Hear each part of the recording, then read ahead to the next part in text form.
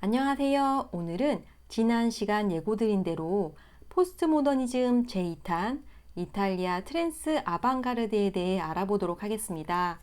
먼저 트랜스 아방가르드라는 단어가 궁금하실 것 같은데요. 트랜스 아방가르드란 아방가르드를 넘어서 라는 의미로 독일 신표현주의와 마찬가지로 전통적 양식인 구상적 표현이 눈에 띕니다.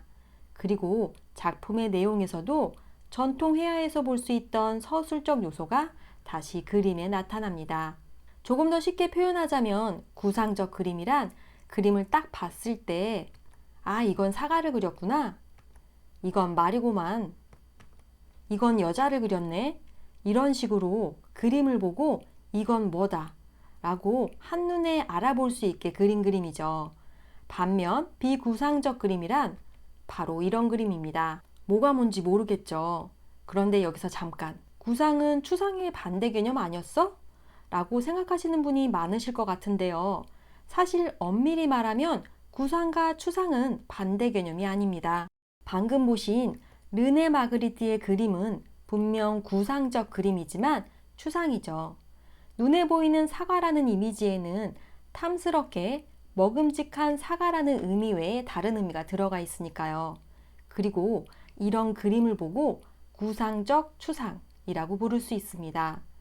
우리나라의 작가 고 김창렬 씨의 그림 역시 물방울을 표현했지만 그 안에는 눈에 보이는 물방울 외에 다른 의미를 담고 있기에 구상적 추상이라 표현할 수 있습니다. 자, 그럼 다시 트랜스 아방가르드로 돌아가겠습니다. 트랜스 아방가르드 작가들은 단순히 전통적 양식인 구상미술을 그대로 가져온 것이 아니라, 즉 옛날 그림 방식을 그대로 따른 것이 아니라 이 전통적 구상 그림을 자신들이 살고 있는 시대와 절충해 새로운 표현을 만들어내었고, 이에 트랜스 아방가르드는 단순히 옛걸 뺏긴 것이 아니라 재창조해낸 것이죠. 자, 그럼 지금부터 트랜스 아방가르드의 대표 작가와 작품을 감상하시면서 이 미술사조에 대해 조금 더 알아보시겠습니다. 첫 번째 작가는 산드로 키아입니다. 산드로 키아는 방대한 미술사적 지식과 고대의 영웅들을 참고로 해 구상회화의 전통을 재탄생시켰는데요.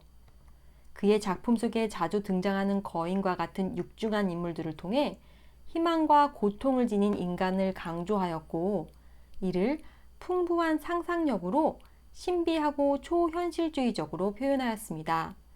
그의 작품을 조금 더 감상하시겠습니다.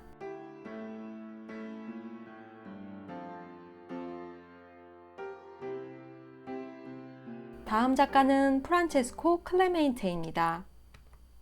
여러분 혹시 이 영화 아시나요? 1988년 에다노크와 기네스 펠트로가 주연으로 한 영화 위대한 유산인데요. 이 영화에 나왔던 그림들이 바로 이 작가의 작품입니다. 그럼 그의 작품을 잠시 감상하시겠습니다.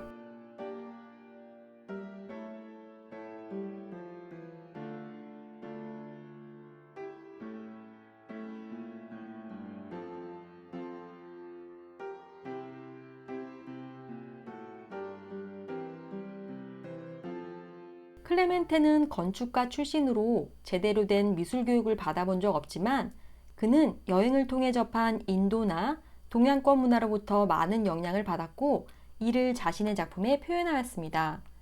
다음 작가는 엔초 쿠키입니다. 먼저 그의 작품을 감상하시겠습니다.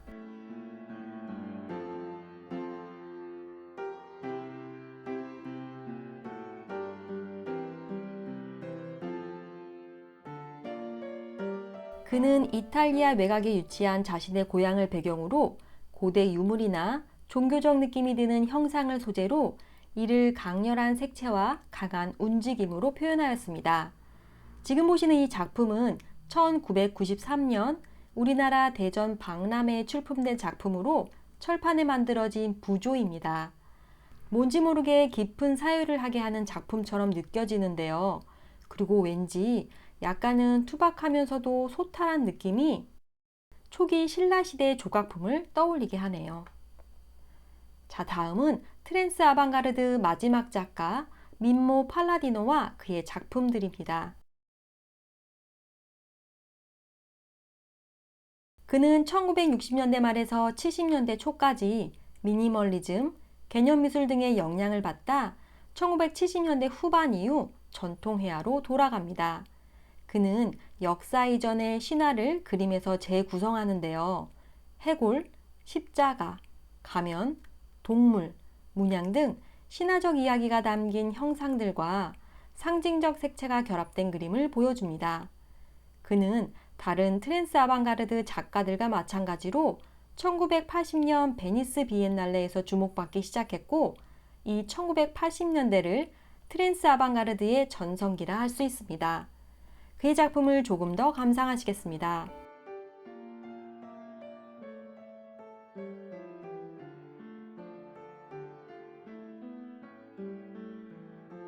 지금 보시는 이 작품은 2010년도 제작된 매우 큰 규모의 공공 설치물로 말 조각들이 세워져 있기도 하고 눕혀져 있기도 하고 다양한 모습으로 놓여 있습니다. 보시는 바와 같이 그는 회화와 조각, 설치의 경계를 자유롭게 넘나들며 작업하고 있습니다. 오늘 우리는 트랜스 아방가르드에 대해 알아보았는데요. 우리나라 말로 전위 예술이라 불리는 아방가르드는 사실 군사용어로 소위 말해 척후병입니다. 싸움에 본격적으로 임하기 전 상대편의 상태나 처음 가본 지역을 살펴봐야 하는 싸움터의 맨 앞에서도 더 앞에 있는, 어찌 보면 절벽을 옆에 두고 좁은 산길을 조심조심 온 신경을 곤두서서 걷는 것과 같이 매우 날카롭고 치열하게 싸우는 사람들인 거죠. 바로 이렇게 날카롭고 치열한 태도를 가지고 미술의 새로운 형태를 탐색하는 예술에 대해 우리는 아방가르드라는 단어를 붙여줍니다.